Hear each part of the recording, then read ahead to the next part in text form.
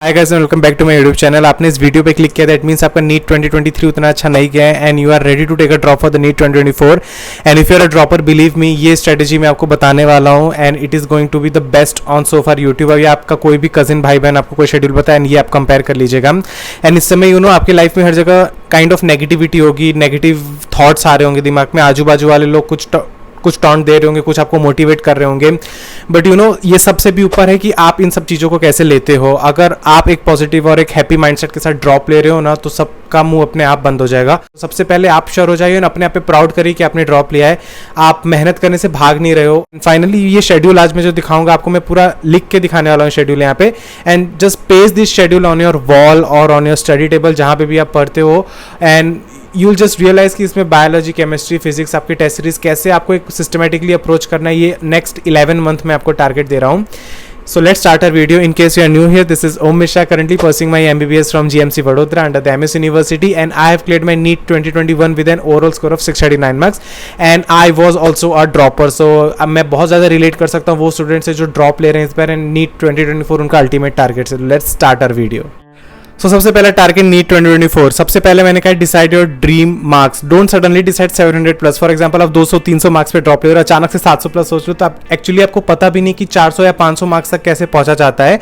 तो आप अचानक से 700 प्लस मार्क्स रख लोगे तो कुछ टाइम बाद तो मोटिवेशन भी आपकी खत्म हो जाएगी, क्योंकि आपको रियलिस्टिकली पता ही नहीं 700 मार्क्स तक पहुंचा कैसे जाता है। कंपेयर टू वो बच्चा जो भी शायद 550 मार्क्स पे ड्रॉप ले रहा है, वो सोच भी सकता है अपना 700 प्लस मार्क्स का टारगेट। तो एक रियलिस्टिक मार्क्स, अपना ड्रीम मार्क्स रखो, या उससे भी बेटर ऑप्शन अपना कोई ड्रीम कॉलेज डिसाइड कर लो कि 4-5 ड्रीम कॉलेजेस हैं। जैसे मेरे केस में मैंने ड्रीम कॉलेज डिसाइड कर ली थी कि ये 4-5 कॉलेज है, इनमें से मुझे किसी एक में एडमिशन लेना है, एनी हाउ। इसके अलावा मैंने और कोई ऑप्शन रखे ही नहीं थे। या तो अपने कोई AIR कर सकते हो कि मेरे को अंडर 5000 आना है इस बार, मेरा 80,000, फॉर एग्जांपल मेरी 78,000 ऑल इंडिया रैंक थी मेरे फर्स्ट अटैम्प्ट में। 2 मैंने सोचा था कि मिनिमम में सब 5-6 हज़ार तक आए, तो मेरी 6,000 ऑल इंडिया रैंक आई मेरे सेकंड अटैम्प्ट में। तो अब ऐसे कोई ड्रीम अपना AIR भी रख सकते हो। मार्क्स क्योंकि ऊपर नीचे हो जाते हैं, पेपर टफ है कि ईजी है, तो उससे आप डिसअपॉइंट हो जाओगे। तो ऐसे अपना AIR एक फिक्स कर लो, अपनी ड्रीम कॉलेज कोई फिक्स कर लो। Overall my main aim is कि आप एक रियलिस्टिक अपना गोल रखो, कि कभी आप जर्नी में वीक पड़ोगे तो ये चीज़ आपको हमेशा याद दिलाती रहेगी कि हाँ मुझे ऐसे ही करना है। नाउ अब आपका नेक्स्ट मई में नीट होगा, तो you exactly have the 11 months है आपके पास। तो सबसे पहले आपका गोल होना चाहिए कि आपका सिलेबस कंप्लीट कब तक हो जाना चाहिए। तो आपका सिलेबस कंप्लीशन दिसंबर तक रैप्ड अप हो जाना चाहिए, from your note making to your reading NCERT to solving modules and everything. आपका सब कुछ ये 31 दिसंबर तक रैप अप हो जाना चाहिए। क्यों? क्योंकि आपका फिर आपको सेकंड आपको इंटेंस रिविजन करना है, आपको मॉडरेटली मॉक टेस्ट देने, मतलब वीक में सिर्फ 2 मॉक टेस्ट दोगे तो चलेगा। ये आपको करना है जैन टू लेके मार्च तक, मतलब जनवरी, फरवरी, मार्च आपको एक ऑलमोस्ट एवरीडे रिविजन करना है। और टेस्ट अभी आपको मॉडरेट रखना है, ट्वाइस अ वीक आपको टेस्ट देना है, ट्वाइस अ वीक टेस्ट देना है आपको। रेस्ट आपको रिवीजन करना है अपने शॉर्ट नोट्स का, अपने माइंड मैप्स का, अपनी NCERT का, अपने फॉर्मुला शीट्स का। अब थर्ड है आपका test on every alternate day in the month of April के मंथ में आपको एवरी अल्टरनेट डे टेस्ट देना है, आपको मिस्टेक एनालिसिस करना है, और उसके साथ साथ पैरेलली अपना रिवीजन तो कंटिन्यू रखना ही है। अब आप रिवीजन कम भी करो क्योंकि चलेगा, आपने 3 महीने सिर्फ जम के रिवीजन किया है, जनवरी टू मार्च।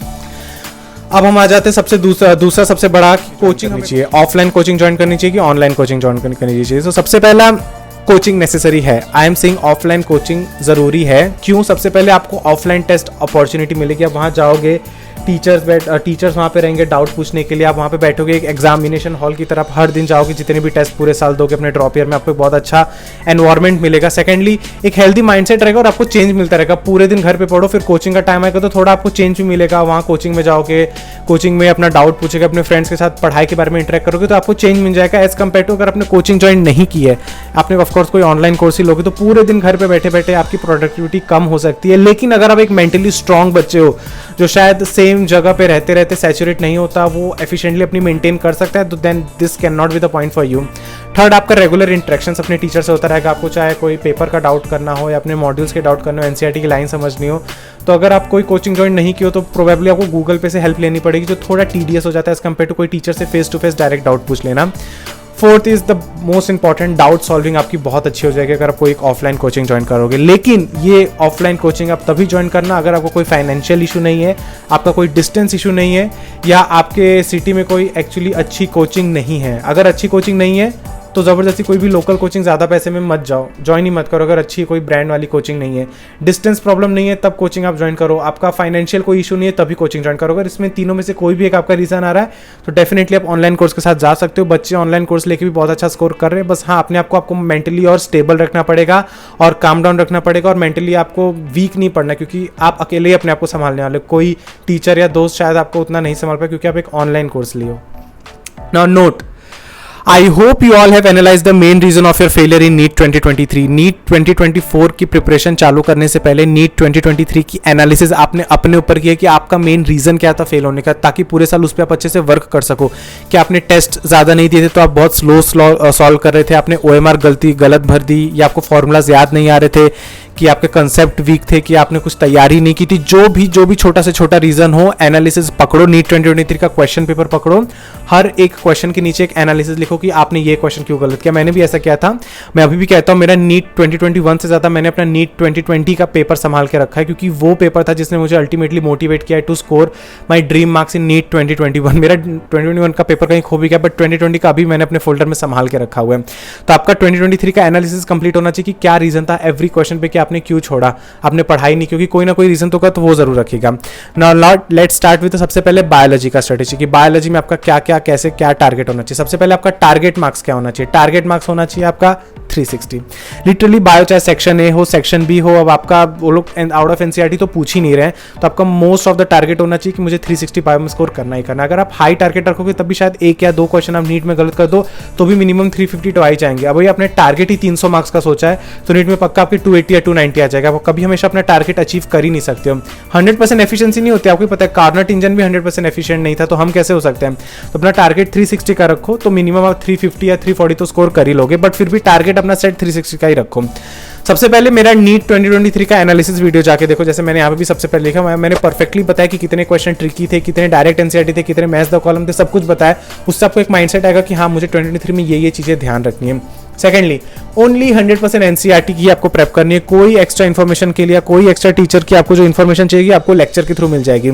आपने कोई ऑनलाइन कोर्स लिया तो टीचर आपको बता देगा कि हाँ बेटा ये इंपॉर्टेंट है, अगर कभी एक आउट ऑफ एनसीईआरटी क्वेश्चन आए तो यहीं से आएगा वो आपके लिए। उसके लिए कोई एक्स्ट्रा ट्रूमैन वगैरह कुछ रीड करने की जरूरत नहीं, कोई नॉनसेंस सोर्स चाहिए ही नहीं।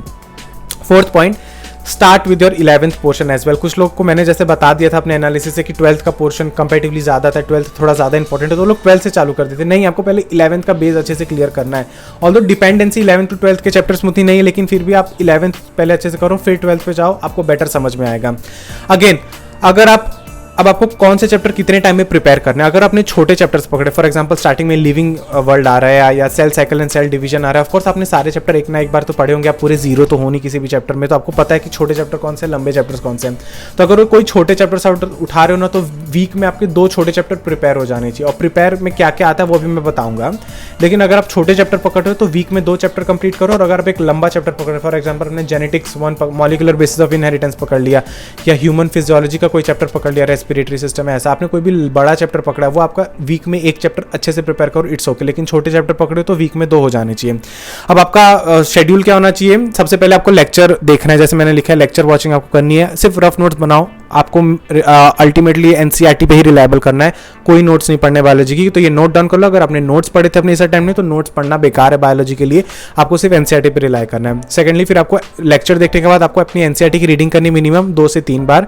उसके बाद आपको अपनी एनसीईआरटी बेस्ड क्वेश्चन आपको सॉल्व करने हैं, मिनिमम 100 to 150 एमसीक्यू। अब सोर्स का, अगर आपके पास कोई अच्छी बुक नहीं है, जैसे मैंने डॉक्टर अली बुक बताई थी बहुत अच्छी स्टफ, लेकिन अगर आपको खरीदना नहीं, आपको डायरेक्ट कोई ऐप बता दूं आप कर लो, तो the Memonit app is the best app, जहाँ पे 100% एनसीईआरटी बेस्ड क्वेश्चन होते हैं। वहाँ पे 30,000 प्लस एनसीईआरटी बेस्ड क्वेश्चन है। वैरायटी ऑफ एमसीक्यूज आपको देखने को मिल जाएंगे, चाहे आपको मैथ्स द कॉलम देखना है, आपको स्टेटमेंट बेस्ड देखना है, आपको डायग्राम बेस्ड क्वेश्चन देखना है, हमें हर टाइप के आपको मिल जाएंगे। एंड इन्होंने एक्चुअली क्लेम किया है कि 100 में से 100 एमसीक्यू इनके ऐप से ही आए हैं नीट 2023 में। मैं ये नहीं कह रहा कि एनटीए का सोर्स मेमोनीट ऐप है, लेकिन मेमोनीट कुछ छोड़ा ही नहीं है कि आपका कोई नीट का क्वेश्चन ना रह जाए। उसने 30,000 प्लस क्वेश्चन कवर अप किए हैं, तो ऑफकोर्स अगर आपने वो सारे अच्छे से कर लिए हैं तो आपका नीट का पेपर बहुत आपको एकदम ऐसा लगेगा कि आपने कहीं से क्वेश्चन सॉल्व किए थे वैसे ही क्वेश्चन आए। ऑफकोर्स मैं नहीं कह रहा एनटीए का सोर्स मेमोनीट है, लेकिन इस ऐप ने कुछ छोड़ा ही नहीं है क्वेश्चन के मामले में। ओके, तो आप ये ऐप जरूर डाउनलोड करें। इसमें एनसीईआरटी बायोलॉजी के लिए तो बेस्ट है, इतने भर भर के हर एक लाइन से एनसीईआरटी फ्रेम क्वेश्चन और बहुत ही वैरायटी टाइप के क्वेश्चन हैं।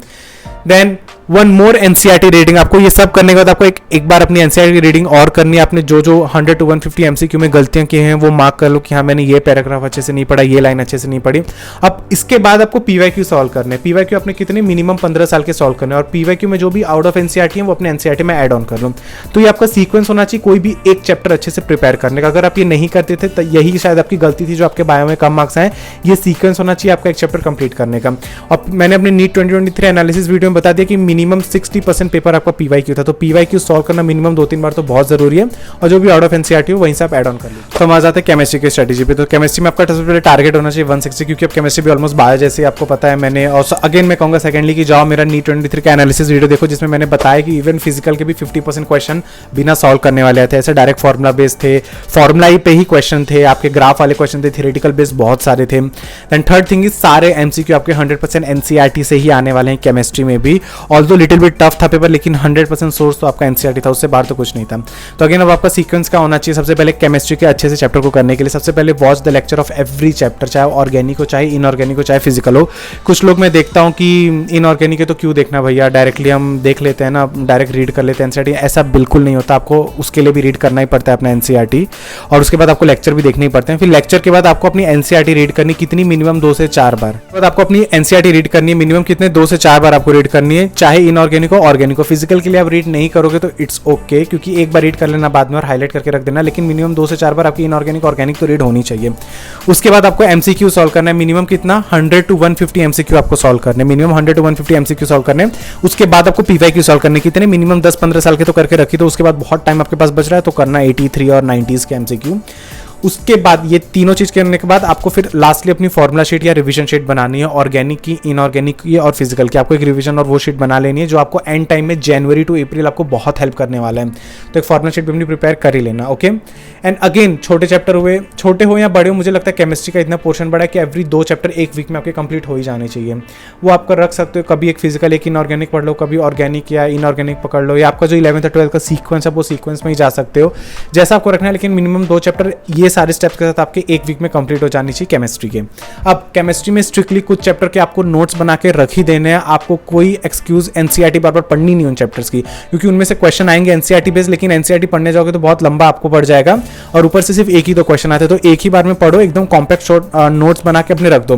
वो चैप्टर कौन कौन से हैं, बायोमोलिक्यूल्स है, केमिस्ट्री इन एवरीडे लाइफ है, पॉलीमर्स है, मेटलर्जी है, एनवायरमेंटल केमिस्ट्री है, पीरियोडिक टेबल है और सरफेस केमिस्ट्री है। ये चैप्टर्स पकड़ो, इनके एक बार नोट्स बना के रख दो, क्योंकि ईजी पड़ेगा आपके लिए एज कंपेयर टू बार बार एनसीईआरटी रीड करना। फिर फिजिकल केमिस्ट्री की एनसीईआरटी रीडिंग सिर्फ आपको एक बार करनी, एक ही बार हाईलाइट करके सब रख दो, क्योंकि आपने देखा थ्योरेटिकल क्वेश्चन आते भी हैं लेकिन बहुत ही ऐसे deep line by line physical के क्वेश्चन नहीं आते। तो एक बार हाईलाइट करके आप रख दो, उसके बाद वही बार बार आप पढ़ना। अब केमिस्ट्री में आपको मेमोनीट हेल्प कैसे हेल्प कर सकता है, सबसे पहले एनसीईआरटी बेस्ड एमसीक्यू है, तो आपका इनऑर्गेनिक, ऑर्गेनिक और फिजिकल बहुत अच्छे से एनसीईआरटी बेस्ड क्वेश्चंस आपके प्रिपेयर हो जाएंगे। अगर आपको फिजिकल में आइडिया चाहिए कैसे थ्योरी बेस्ड क्वेश्चन आते हैं तो आप इस ऐप में देख सकते हो, आपको पता चल जाएगा। अगेन इस ऐप्स में नोट्स भी हैं, पजल्स भी हैं, जंबल वर्ड्स भी हैं, जो एक डिफरेंट तरीके, आप कभी भी टायर्ड हो रहे हो, बोर हो रहे हो, आपकी एफिशिएंसी कम हो रही है तो आप इन तरीकों से लर्न कर सकते हो।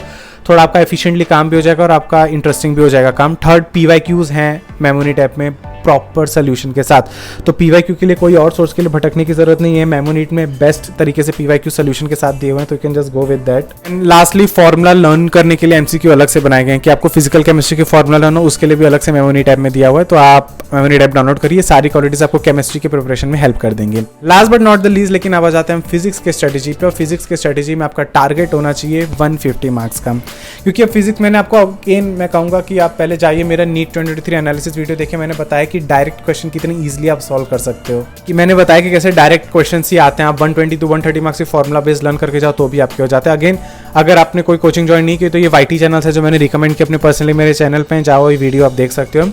And the second point that you need to make sure is please clear your basic chapters. अपने बेसिक चैप्टर सबसे ज़्यादा क्लियर रखो, वो सबसे बड़ा ड्रॉबैक हो सकता है आपका फिजिक्स में इस बार कम मार्क्स आए, आपको फिजिक्स क्यों टफ लगती है। अगेन 20 अपने ड्रॉप ईयर में अपने को सेम गलती रिपीट नहीं करनी है। हमने ड्रॉप क्यों लिया है, मेहनत करने के लिए, अपने आप पे वर्क करने के लिए, अपनी गलतियों को अपना स्ट्रॉन्ग पॉइंट बनाने के लिए। अगर आप सेम स्ट्रेटेजी फॉलो करोगे अपने ड्रॉप ईयर वाली तो क्या ही फायदा हो जाएगा, आपको कुछ तो अलग करना ही पड़ेगा ना। सबसे पहले बेसिक चैप्टर्स अपने क्लियर कर लेना। इस बार बेसिक मैथ्स में डिफरेंशिएशन इंटीग्रेशन लास्ट टाइम बहुत इग्नोर किया होगा, इस बार कंप्लीट करके रख ही देना। वेक्टर्स हुआ, यूनिट डायमेंशन हुआ, एरर एनालिसिस हुआ, सिग्निफिकेंट फिगर्स हुआ, ये सब करके इस बार रखी दो। जो आपका इंस्ट्रूमेंट वाला हुआ, वर्नियर कैलिपर और ये सब इस बार सब स्टार्टिंग में सब छोटे छोटे टॉपिक करके रखी दो, क्योंकि इन सब में से एक एक MCQ आता ही आता है। तो बेसिक चैप्टर क्लियर कर लो, क्योंकि इन पे आगे सब कुछ पूरा आपका बेस आगे का बिल्डअप हो जाएगा अच्छे से अगर अपनी चैप्टर कंप्लीट कर लिए। देन उसके बाद again now starting with the main points of physics, NCERT reading आपको नहीं करनी है। NCERT reading shouldn't be your goal, either your notes, your reference book, your module. अपने कोचिंग अच्छी ज्वाइन की तो उसका मॉड्यूल, डीसी पांडे यूज कर रहे हो तो वो रेफरेंस बुक, या आपके पर्सनली नोट्स जो आप यूट्यूब पे से बना रहे हो, ये आपका सोर्स आना चाहिए। NCERT reading should not be your source. और अब बता दूंगा एंडिंग में कौन से चैप्टर की आपको एनसीईआरटी रीड करनी है, उतना ही सिर्फ करना। अगेन फिर फिजिक्स में भी आपको सिर्फ एक लेक्चर सबसे पहले देखना है। अगर वीक है तभी लेक्चर देखो यार, मे बी आपने ड्रॉप ईयर में कुछ चैप्टर्स बहुत अच्छे से प्रिपेयर किए होंगे, तो उनके लिए सेम स्ट्रेटेजी फॉलो मत करना। उनके नोट्स बने हैं, रेडी हैं, तो उन्हीं को रेफर करो। इसे वीक चैप्टर्स के लिए सबसे पहले आप लेक्चर देखो, नोट्स बनाओ। अगर आप बहुत ज़्यादा टू मच वीक है आपका फिजिक्स, तो आप easy to moderate MCQ solve करो उस चैप्टर से, लेकिन क्वांटिटी में सॉल्व करो, क्वालिटी में नहीं। NEET is all about accuracy and speed, तो इजी टू मॉडरेट। जैसे रोलिंग हुआ, रोलिंग वाला चैप्टर हुआ, सिस्टम ऑफ पार्टिकल हुआ, लॉज ऑफ मोशन हुआ। Generally most of the NEET aspirant को चैप्टर्स टफ लगते हैं, तो rather than skipping this chapters, जो बाकी यूट्यूबर्स बोलते हैं कि 15 चैप्टर से आपके 170 मार्क्स आ जाएंगे फिजिक्स में, तो बाकी आप चैप्टर छोड़ दो। आई वुड नॉट से कोई भी चैप्टर छोड़ो, easy to moderate question solve कर लो, आपको हेल्प कहीं ना कहीं मिल जाएगी। उसके अलावा मैक्सिमम सॉल्व एग्जाम्पल सॉल्व करने की कोशिश करो। फिजिक्स का सबसे बड़ा ड्रॉबैक जो बच्चों का होता है वो है कि वो सॉल्व एग्जाम्पल सॉल्व नहीं करते। मैंने अपना पर्सनली ड्रॉप ईयर में कॉन्फिडेंस बढ़ाने के लिए ढेर सारे सॉल्व एग्जाम्पल सॉल्व किए थे, तभी मेरा कॉन्फिडेंस बिल्डअप हुआ। मैं खुद पहले अप्रोच लगाता था, फिर देखता था ओ इस तरीके से सॉल्व किया, ऐसे मैंने सीखा है फिजिक्स अपना। एंड मैक्सिमम टाइम PYQ अगर सॉल्व करने वो आपको फिजिक्स में करने हैं। फिजिक्स में लिटरली PYQ जैसे ही क्वेश्चन रिपीट होता है, क्योंकि आप ऐसे हर एक चैप्टर से देखने जाओ तो करोड़ों टाइप के क्वेश्चन बन सकते हैं, पर आपको करोड़ों टाइप के क्वेश्चन प्रिपेयर नहीं करना। आपको सिर्फ ये जो PYQ में जिस टाइप के क्वेश्चन है वही आपको रिपीट करना है। तो PYQ मिनिमम 2-3 बार तो फिजिक्स में आपका सॉल्व होना ही चाहिए। एंड इमीडिएटली ये सारे स्टेप्स के बाद आपका फॉर्मूला शीट रेडी हो जाना चाहिए फिजिक्स का। वेट ही नहीं करना कि मैं एक साथ सब एंडिंग में बनाऊंगा। कोई एक चैप्टर कंप्लीट हो रहा है, दिल से उसी से बना के रख दो। आपके जो एक्स्ट्रा पॉइंट्स आने, आपने जो क्वेश्चन गलत किए हैं, कुछ भी किया, वो सब भी उसी में ऐड ऑन कर दो। वो आपके पर्सनल फॉर्मूला शीट्स हैं। अगर आपको देखना चाहते हैं कि शॉर्ट नोट्स और फॉर्मूला शीट कैसे बनाया जाता है, मेरे टेलीग्राम चैनल पे जा सकते हो, मैंने वहाँ पे बहुत अच्छे से दिखाएंगे कैसे बनाने। और अगर आपके पास ये वीडियो आप लेट देख रहे हो, आपके पास अब टाइम नहीं है, तो आप अगेन मेरे शॉर्ट नोट्स और फॉर्मूला शीट डायरेक्टली रेफर भी कर सकते हो। ओके, अब एनसीईआरटी रीडिंग आपको कौन कौन से चैप्टर की करनी है, मिनिमम एक बार, बस इन्हीं की करो। इस बार मैंने नीट 2023 से पहले भी कहा था यही चैप्टर की सिर्फ एक बार रीडिंग करना, और इसी में से थियरी क्वेश्चन आएगा और इन्हीं में से ही थियरी क्वेश्चन है। इसके अलावा NTA theory question in chapters के अलावा बनाती नहीं है। वो चैप्टर कौन कौन से हैं? थर्मल प्रॉपर्टीज ऑफ मैटर हुआ, थर्मोडायनेमिक्स हुआ, काइनेटिक थ्योरी ऑफ गैसेस, मतलब आपको पूरा थर्मल फिजिक्स 11 पार्ट 2 का। फिर आपका मैग्नेटिक इफेक्ट वाला और मैग्नेटिज्म इन मैटर वाला चैप्टर। फिर आपका EM वेव्स वाला चैप्टर, क्योंकि यूजेस और वेवलेंथ वगैरह वाले क्वेश्चन आते हैं। फिर सिर्फ application part of optic unit, जैसे ऑप्टिक्स यूनिट में चाहे वेव हो या रे ऑप्टिक्स हो, जैसे आपने मिराज वाला देखा वो देखा, तो ये सब। और ओमिटेड वाला इसमें मत देखो, नीट में कुछ ओमिटेड नहीं है, सब कुछ आने वाले नीट में, ये सिर्फ CBSE बोर्ड के लिए। तो कोई भी इफेक्ट आप ऑप्टिक्स यूनिट में पढ़ रहे हो, उसका जो एप्लीकेशन दिया हुआ है वो आप अच्छे से रीड कर लेना। एनसीईआरटी की सेमीकंडक्टर बहुत इंपॉर्टेंट चैप्टर है, रीड कर लेना। हर साल क्वेश्चन आ ही रहा है एनसीईआरटी का थियोरेटिकल बेस, और मैं बोलते बोलते थक नहीं रहा हूँ। Then 3 chapters of modern physics, dual nature of matter, atoms and nuclear, ये तीनों भी आपके अच्छे से एक बार रीडिंग हो जानी चाहिए। फिजिकल वर्ल्ड, जिसमें ग्रेविटी, सारे टाइप्स ऑफ फोर्सेज हैं, फोर्सेज की आपकी ट्रेंड है, कौन सा सबसे स्ट्रॉन्ग फोर्स है, वो सब अच्छे से आपको पता होना चाहिए। And last but not the least, सारे ग्राफ्स और सारे टेबुलर इन्फॉर्मेशन करंट इलेक्ट्रिसिटी से, क्योंकि आप नीट 2020 का पेपर देखो तो वहाँ पे करंट इलेक्ट्रिसिटी से कोई टफ क्वेश्चन आया ही नहीं था। किरचॉफ और रेजिस्टेंस का combination, direct theory based question आ गए थे आपके एनसीईआरटी के ग्राफ, और लोगों ने प्रिपेयर नहीं किए तो उनके गलत हो गए थे। तो this should be your ideal approach for the physics. Chemistry बता दिया, बायोलॉजी बता दिया। टेस्ट की फ्रीक्वेंसी अभी से लेकर दिसंबर तक ट्वाइस अ मंथ दो, कंप्लीटली ओके, लेकिन रेगुलर बेसिस पे एनालिसिस करते रहना। जैन से लेके आपका मार्च तक ट्वाइस अ वीक आपको टेस्ट देना है अब, और उसके बाद अप्रैल में एवरी अल्टरनेट डे आपको टेस्ट देना है। इतने सारे टेस्ट इनफ हैं आपके लिए अपने आपको एनालिसिस और अपनी वीकनेस को स्ट्रॉन्गनेस से कन्वर्ट करने के लिए। And I hope you like my video. अगर आपको अच्छा लगा तो do subscribe to my channel, like my video and share with all of your friends जो ड्रॉप लेने वाले हैं। आई होप उनको भी हेल्प मिले। So will meet in the next video, till then take care and bye bye.